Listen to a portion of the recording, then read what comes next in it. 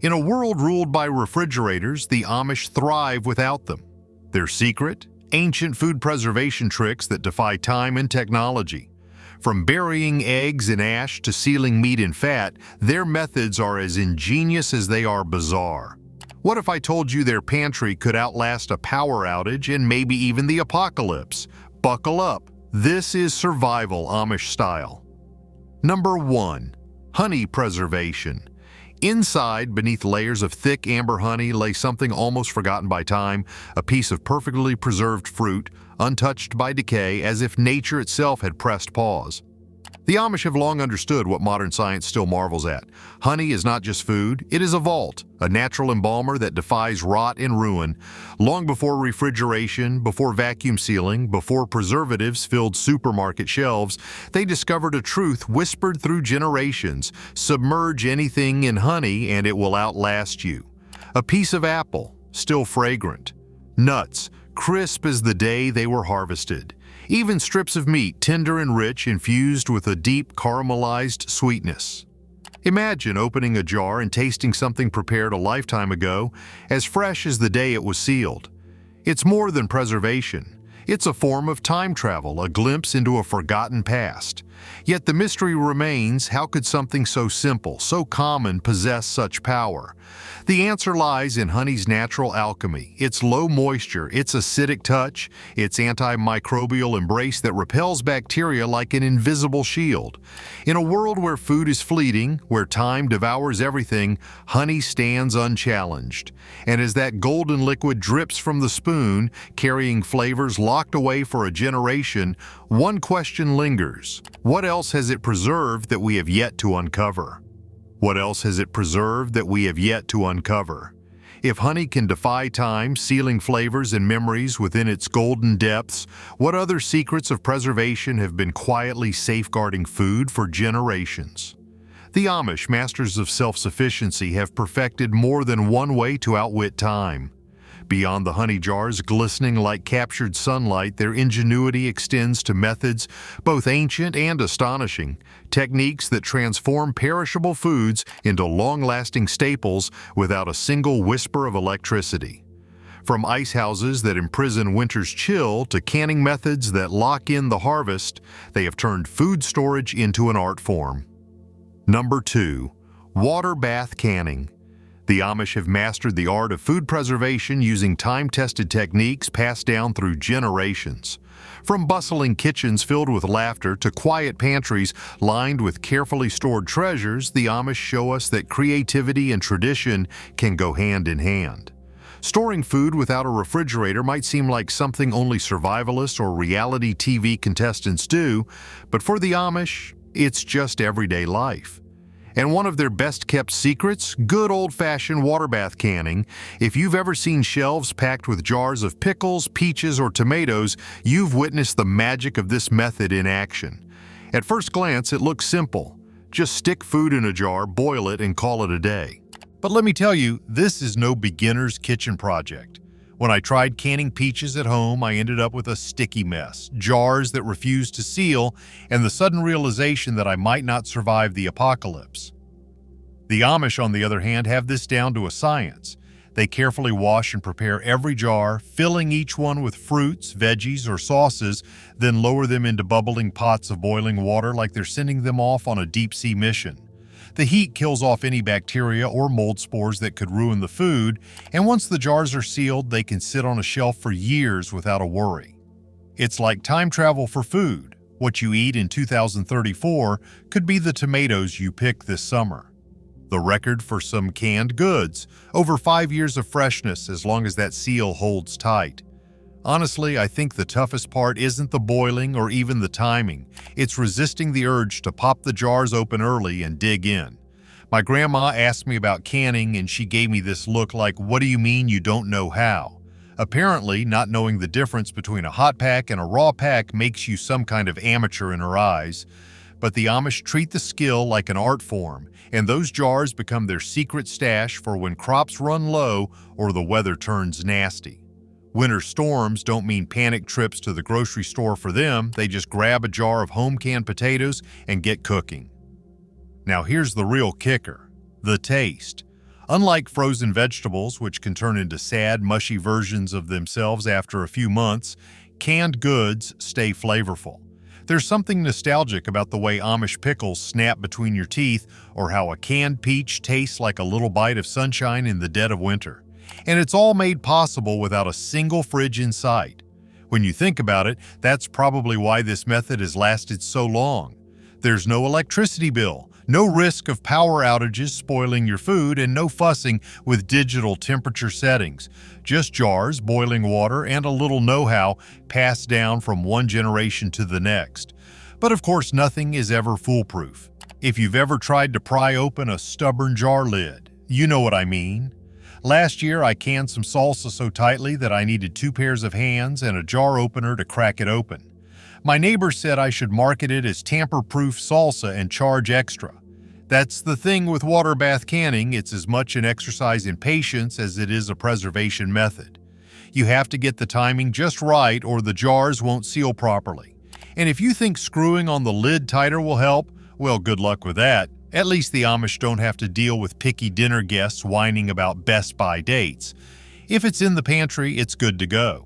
At least the Amish don't have to deal with picky dinner guests whining about Best By dates. If it's in the pantry, it's good to go.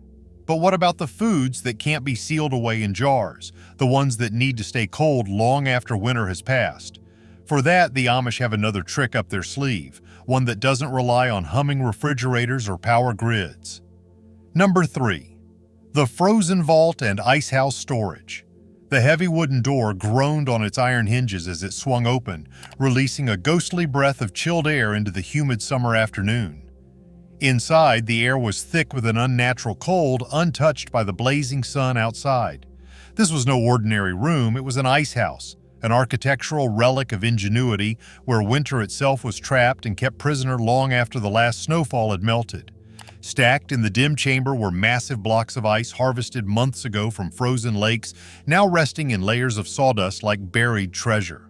The walls, thick with insulation, held the cold like a fortress, ensuring that milk, butter, meats, and fresh produce remained unspoiled even as the world outside wilted under the heat. Long before refrigeration hummed in every kitchen, the Amish perfected this ancient method of preservation. During the harshest winter days, when lakes freeze solid, men armed with saws and chisels carved out massive blocks, each one heavy enough to break a man's back. They dragged them across the ice, loaded them onto horse-drawn sleds, and buried them deep within these wooden vaults, insulating them with thick layers of sawdust and straw. Here in the perpetual twilight of the icehouse, the laws of nature seemed reversed. Summer heat could not intrude, and food that should have rotted weeks ago remained fresh, as if frozen in time itself. Months would pass, yet the ice would endure, shrinking imperceptibly, melting just enough to leave a damp chill clinging to the walls. The sawdust insulation, deceptively simple, acted like a shield, slowing the inevitable battle against time. Even in the peak of July, when the earth baked and fields shimmered with heat, the Amish could reach into the icehouse and pull out a jug of milk still cold to the touch, or a slab of meat firm and unspoiled.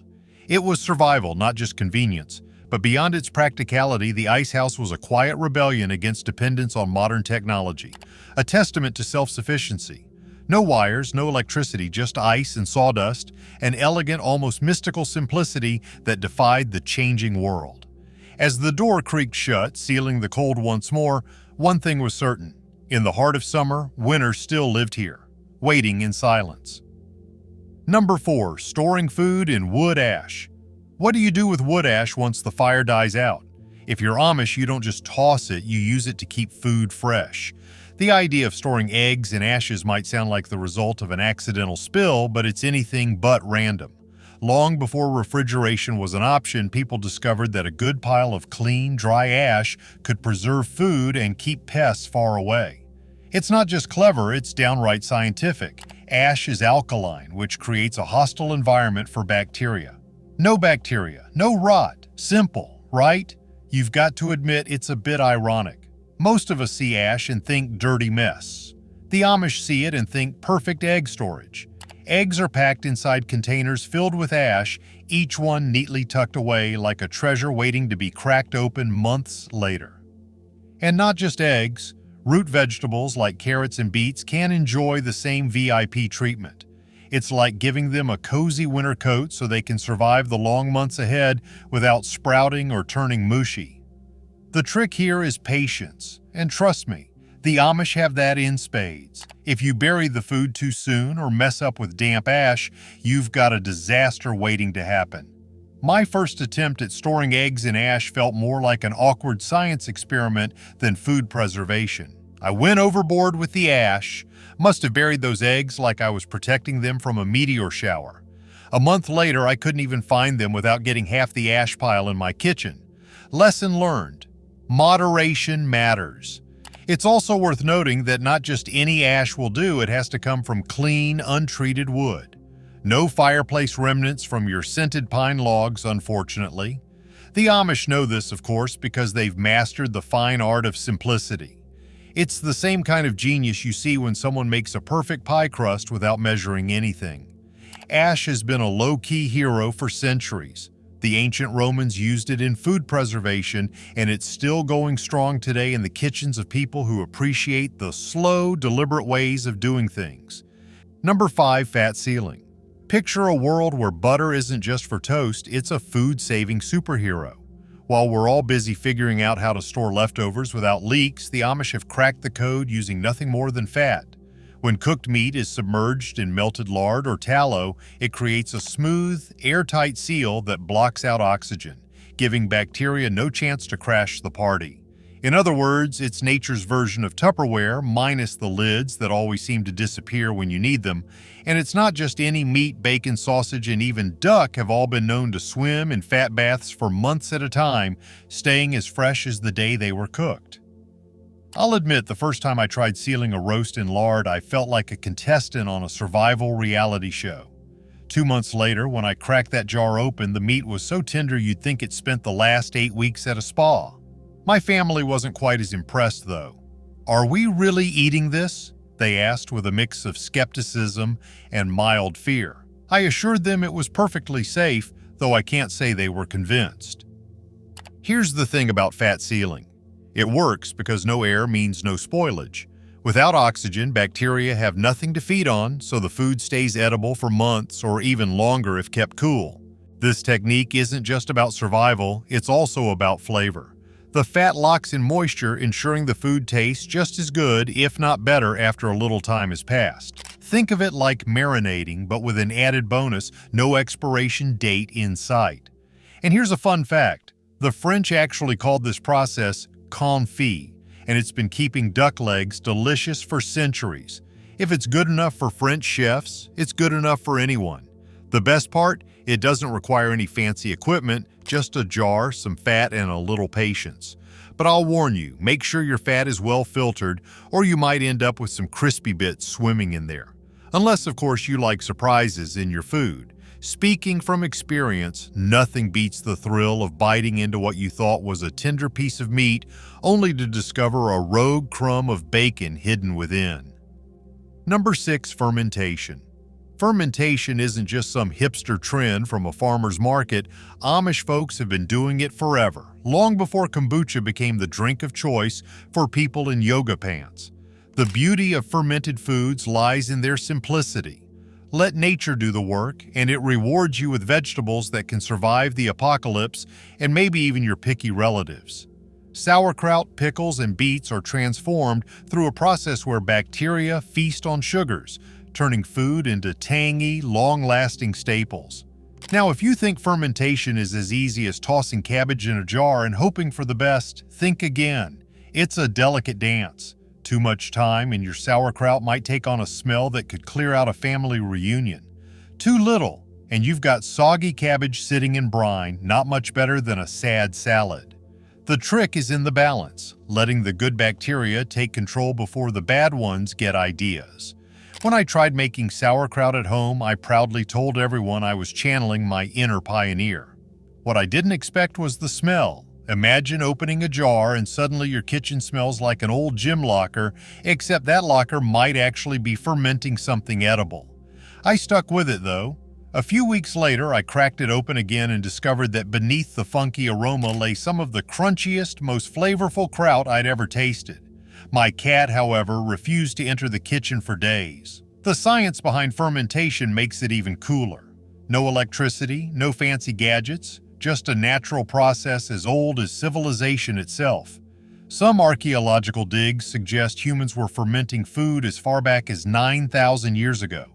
That means some ancient ancestor was probably munching on fermented goodies while building the pyramids. And if it worked for them, it'll work for the Amish too. Fermented foods are also the gift that keeps on giving.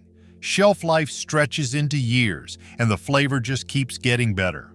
It's like a food version of aging gracefully. You think the first batch is good? Wait 6 months and it's even better. But here's a word of advice. Label your jars. Once I forgot which jar was sauerkraut and which one was pickled beets. Let's just say expecting one and tasting the other is quite the surprise. Fermentation isn't just about keeping food around longer, it's about culture. Pun intended, of course. You're not just storing food, you're storing a little bit of the past, capturing flavors in time. The Amish have been doing this for generations, handing down these skills the same way they hand down recipes and quilts. No Wi-Fi, no fridges, just a jar, some salt, and a whole lot of patience. It also packs a nutritional punch. It's like a kitchen miracle. With no preservatives and no chemicals, you still get probiotics that can outmatch the stuff sold in tiny, expensive bottles at health food stores. And for those who grew up hearing, "eat your vegetables," the Amish have figured out the ultimate loophole. Let the vegetables ferment, and you'll want to eat them. Number 7. Drying food. You know those bags of jerky people grab at gas stations? The Amish probably look at those and think amateurs. For them, drying food is more than just snacks for road trips. It's survival, plain and simple. Long before fancy electric dehydrators were a thing, they were using sun and wood ovens to remove moisture from fruits, vegetables, and meats. Less moisture means less chance for mold or bacteria, which keeps the food edible for years, sometimes decades if stored right. Ever tried sun-dried apples that are over 10 years old? They're still surprisingly good, though much like Grandpa's jokes, a bit on the dry side. One Amish family I visited had shelves stacked with jars of dried apples, pears, and even strips of venison, all looking like they could outlive us all. When you've got 7 kids to feed, the dad explained, you learn to make food last, or the food and the kids will disappear real fast. And I can confirm those kids were fast around food. What's wild is that some dried foods, when stored in the right conditions, can last up to 20 years. Imagine stumbling across a forgotten jar of dried tomatoes at the back of a cupboard, older than your teenager, and they're still good to eat. It's not just about survival either. Drying food saves space and weight, which is why dried apples, apricots, and beef strips became staples for farmers, travelers, and later on, astronauts. No kidding, NASA took cues from age-old drying methods when planning space meals. Back home, I tried drying some apple slices on a wooden tray in the sun once, thinking I'd channel my inner pioneer spirit. After a few hours, I came back to find the tray empty and my neighbor's dog sitting there licking his chops. So, lesson learned. The Amish not only know how to dry food, they also know how to protect it. The trick is finding just the right balance. Too much moisture is left inside and mold will move in faster than relatives when you win the lottery. Too dry and your food becomes, well, a weapon. Ever tried biting into a piece of rock-hard jerky? If the apocalypse hits, the jerky could double as a building material. The Amish have also perfected the art of drying meats in wood-fired ovens.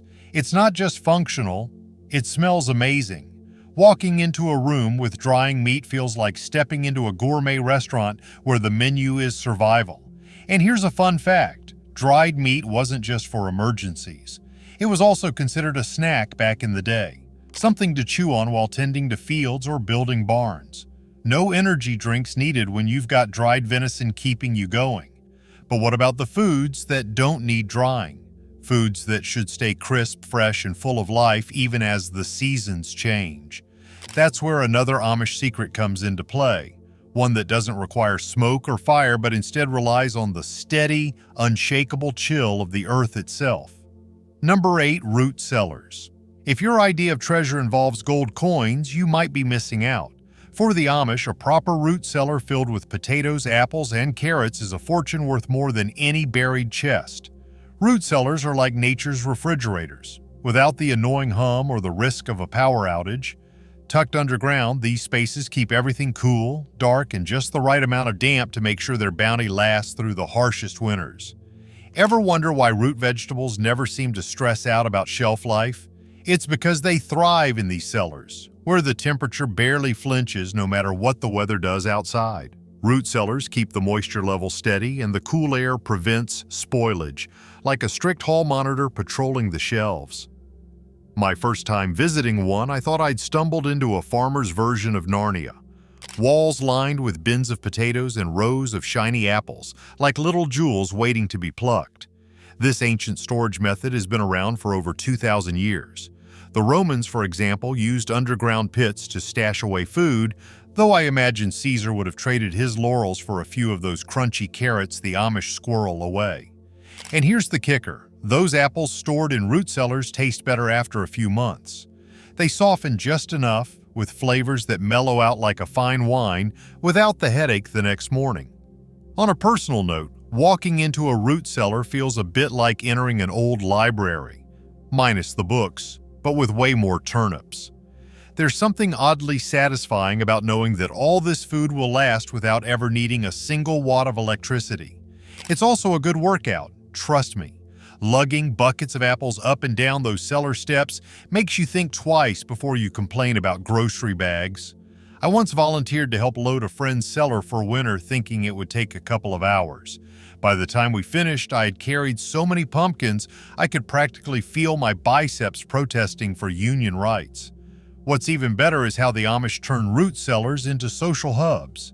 People stop by to exchange tips, trade produce, and sometimes even share a laugh about how the old turnips in the corner still look better than most of us on Monday mornings. One elder told me, "The secret to happiness is to keep your root vegetables well stocked and your neighbors guessing how you do it." Number 9. Salt preservation. Salt isn't just for seasoning your fries, it's a food warrior that has fought spoilage for centuries. Back in the day, entire economies were built around salt. They even paid Roman soldiers with the stuff. No wonder the Amish keep this ancient trick alive. When you pack something in enough salt, you're not just sprinkling flavor, you're declaring war on bacteria. The Amish salt down everything from meat to fish, layering food inside barrels packed with coarse salt until it resembles a snowdrift. Moisture is the enemy, and salt doesn't just kick it out, it slams the door behind it. Without moisture, bacteria can't thrive, so you get food that not only stays good but can also travel through time practically. Some salted fish has been known to last for decades. That's right, this method predates fridges and probably has more staying power than my New Year's resolutions. I tried my hand at salting a ham once thinking, how hard could it be? Spoiler, it was harder than a calculus exam. First, the salt got everywhere, between my fingers, under my nails, and somehow into my shoes. Then I underestimated just how heavy a fully salted ham would be. Ever wrestled with a slippery, brine-covered piece of pork? It's like trying to carry a toddler mid-tantrum. But hey, the ham lasted, and it tasted great. Only downside, I may still be finding salt crystals around the kitchen to this day. Salt-cured food is not for the faint-hearted. It takes patience and a lot of salt, but if done right, it rewards you with meat that tastes like it just came off the smoker, even years later. Number 10, pickling. Pickles aren't just sandwich buddies, they're the superheroes of food storage. The Amish have cracked the code on using vinegar to keep things edible long past their due date. It's kind of brilliant, really. What starts as a humble cucumber ends up outliving the bread it was supposed to sit on. That's the magic of vinegar. And there you have it. The Amish way of preserving food, where tradition meets ingenuity in the most unexpected ways.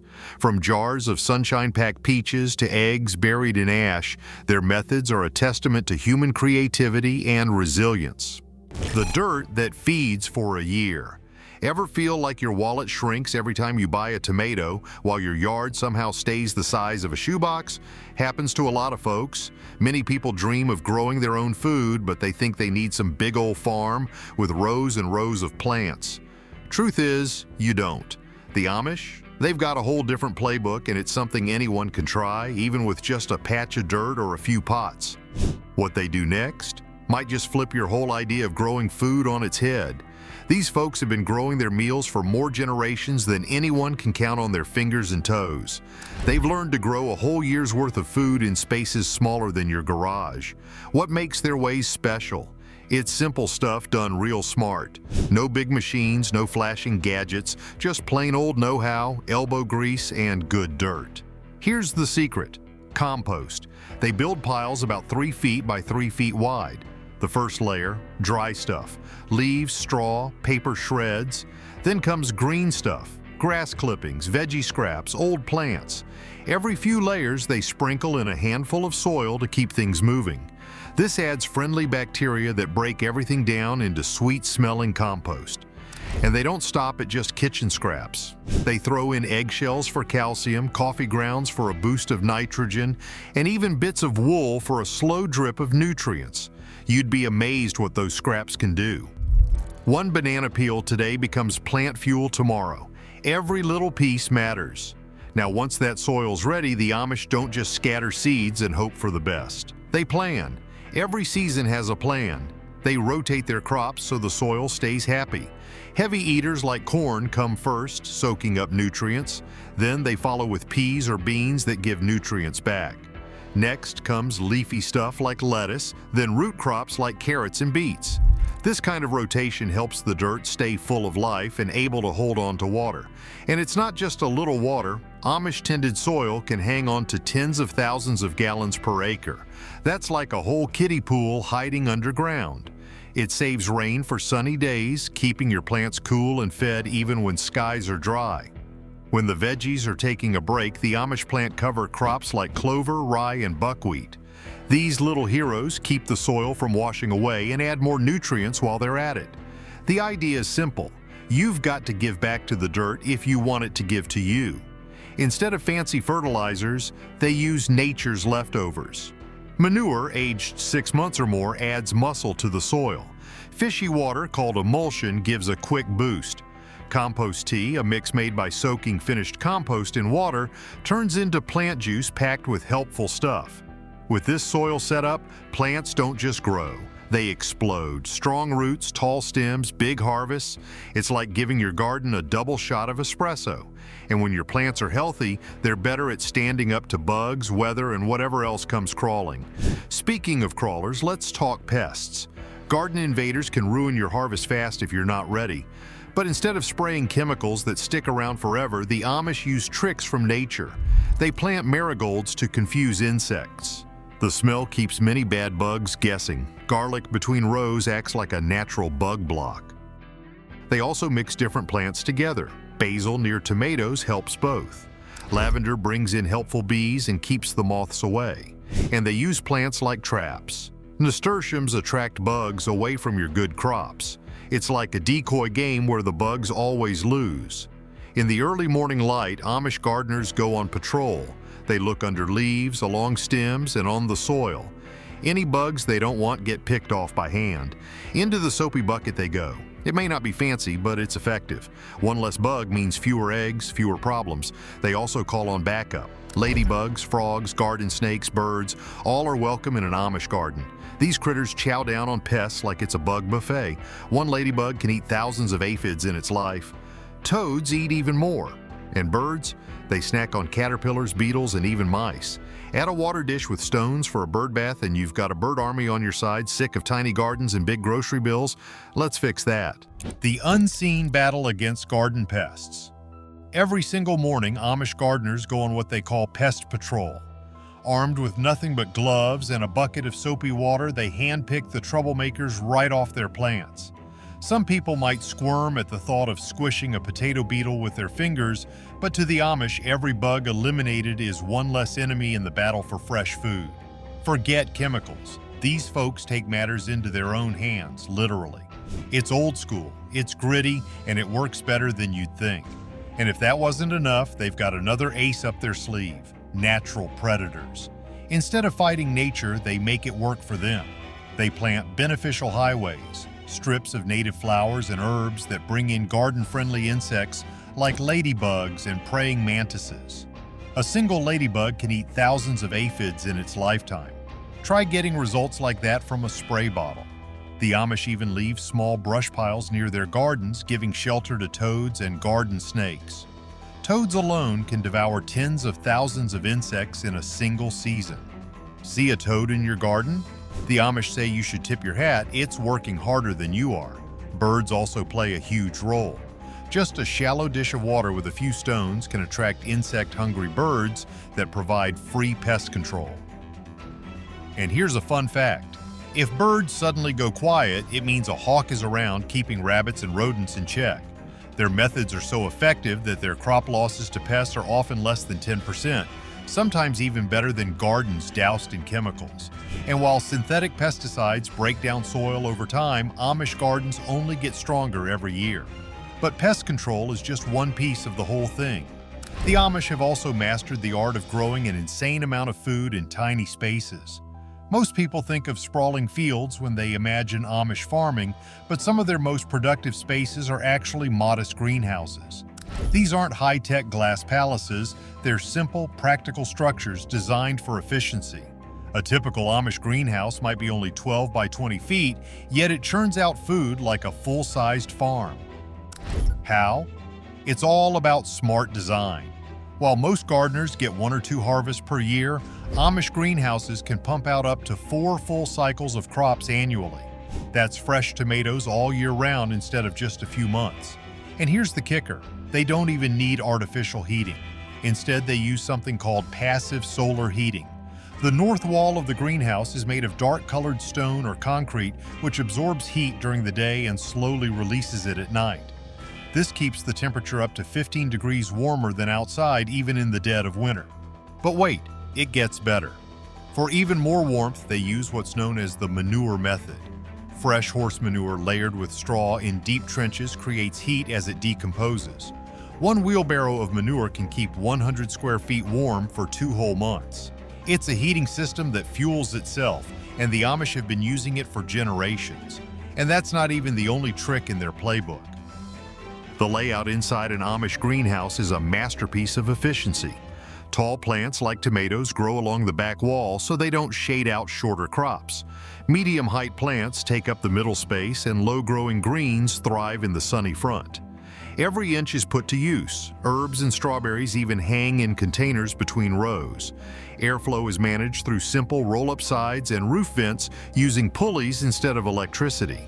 The goal? Let the greenhouse breathe naturally. The Amish say it should be as steady as a sleeping baby. Watering is another genius setup. Rainwater collected from the roof fills barrels inside the greenhouse, storing water for later use while also acting as a natural temperature stabilizer. These barrels warm up during the day and slowly release heat overnight, keeping the greenhouse cozy. Another trick? Dark painted water jugs placed between plants absorb sunlight and create tiny warm zones for delicate crops. Every little detail adds up to a self-sustaining system that's low maintenance and high yield. Most people think you need a big farm to grow lots of food, but the Amish show how small spaces can feed a whole family. The crops that feed Amish families. But the real magic comes down to knowing what to grow. The Amish don't waste space on crops that take forever to mature or don't produce much. They focus on what they call power crops, the ones that give the most food for the least effort. Root vegetables are at the top of the list. Carrots, potatoes, and beets don't just grow efficiently, they're also storage-friendly, providing food long after the growing season is over. A single 4x4 foot bed of carrots can produce over 25 pounds of food. That's months of fresh carrots from a tiny patch of dirt. Then there are climbing beans, pole varieties like Kentucky Wonder and Blue Lake. These can produce 3 times more beans per square foot than bush beans. But here's the genius part. Amish gardeners grow them in what they call living towers. A single pole can support half a dozen bean plants, turning vertical space into a food factory. These beans also improve the soil by fixing nitrogen, making it richer for the next round of crops. No need for store-bought fertilizers when nature can handle the job for free. Leafy greens are another must-have. Kale, Swiss chard, and collards are cut-and-come-again crops, meaning you can keep harvesting leaves all season long instead of waiting for a single harvest. The Amish even have a trick for keeping greens tender in the heat. Plant them in partial shade so they don't bolt and turn bitter. Every choice they make is about maximizing yield with minimal space, and it works like a charm. The Amish don't waste an inch of space when it comes to growing food, and they don't waste their time on trends that won't last. Instead of sprawling orchards, they grow dwarf fruit trees that stay small but give big. A tiny apple tree, barely taller than a grown man, can crank out over 50 pounds of fruit every year. They also stick with self-pollinating varieties like North Pole apples, meaning they don't need an army of trees to get results. Herbs aren't just about flavor for them. They pull triple duty, adding taste to meals, working as medicine, and keeping pests in check. While modern gardeners chase after the next big thing, the Amish let nature do some of the work. They favor crops that reseed themselves, meaning free plants, every year without lifting a finger. Cherry tomatoes, dill, and certain lettuces pop back up like clockwork. One Amish farmer even joked that these volunteer plants are the best workers because they don't need food, water, or paychecks. And when it comes to storage, they aren't filling freezers with fragile produce. They pick vegetables and fruits that last for months, like storage onions and hard-skinned squash, ensuring fresh food all winter long. Even their summer crops are chosen carefully. No single harvest flops here. They plant varieties that keep producing all season long instead of giving one big yield and calling it quits. But picking the right crops is only half the battle. The real challenge is fitting all that food into limited space. The Amish make every square inch count using what they call the sky-to-earth method. They don't just grow on the ground, they go up, down, and all around. Trellises aren't just decorative, they're essential. Using cattle panels, wooden branches, and twine, they create walls of food. One simple panel, standing about as tall as a basketball hoop, can hold over 60 pounds of vegetables. And it's not just beans and peas climbing these structures. Cucumbers grow straight up, making them easier to pick. Even heavy crops like squash and melons dangle from vines, supported by slings. The real genius is in the layering. Amish gardens don't just spread out, they stack up. At the highest level, vines and climbing plants create shade. At eye level, beans and other mid-level growers thrive. Below, leafy greens soak up the filtered light. This three-tiered approach turns a small garden into a powerhouse, but they don't stop there. Their raised beds are another game changer. These garden beds, about 4 feet across, are just wide enough to reach the center without stepping on the soil. And they push plants closer together than most gardeners dare. Where standard advice is to give a cabbage 2 feet to grow, the Amish give it just 16 inches and still get great results. The Amish don't waste space. Every plant has a place, and they use smart ways to grow more food in less room. The gardening tools that last a lifetime. They also don't let containers go to waste. Old barrels, water troughs, even broken buckets, all fair game for growing food. They fill them with compact plants that make every inch count. A single container might hold a dwarf fruit tree surrounded by herbs with strawberries spilling over the sides. Even their fencing doubles as trellises, pulling double duty. Some Amish gardeners build full tunnels between their beds using bent cattle panels. These structures not only create walkways, but also provide climbing space for more crops. In these tunnels, a single foot of space can grow over 20 pounds of vegetables. And then there's what happens underground. The Amish don't ignore the soil beneath their feet. Root crops share space with above-ground plants, filling every layer. Radishes sprout between rows of lettuce. Carrots grow under pea vines. Potatoes nestle below corn stalks. As they say, a good garden is built like a layer cake, each level doing its job to create abundance. Of course, keeping a garden like this in shape takes the right tools. While most people drop hundreds of dollars on fancy electric tillers, the Amish stick with time-tested hand tools. Their tools aren't just old-fashioned, they're built to last for generations. Take the hoe, for example. While the average gardener might have one or two, an Amish farmer has a full lineup. There's the stirrup hoe, which slices weeds at the root without disturbing the soil. The Warren hoe, with its pointed tip, makes perfect planting furrows. And the trusty draw hoe, a multi-purpose tool for weeding, hilling, and even harvesting root crops. They take the same approach with trowels. Forget flimsy, store-bought versions. Amish trowels are made from high-carbon steel, strong enough to last a lifetime. Many are handcrafted, perfectly balanced to fit the gardener's grip. As one Amish grower puts it, a good trowel should outlive its owner. For loosening soil, they skip the power tillers and reach for a broad fork, a hefty two-handled tool with deep tines that aerate the soil without flipping it. It might take longer, but it preserves the natural soil structure, keeping it healthy for years to come. Their pruning tools are just as thoughtful. Hand pruners stay razor sharp, making clean cuts that heal quickly. Pruning saws are chosen based on the job. Fine-toothed ones for delicate fruit trees, larger ones for trimming vines and shrubs. They even wear leather holsters on their belts to keep tools handy and safe. And then there's the dibber, a simple wooden stick for poking holes in the soil. But leave it to the Amish to improve on something so basic. Their dibbers often have depth markings to ensure uniform planting. Some even include grooves to hold just the right number of seeds. The Amish don't just build tools, they craft them with purpose, and it shows. Take their wheelbarrow, for example.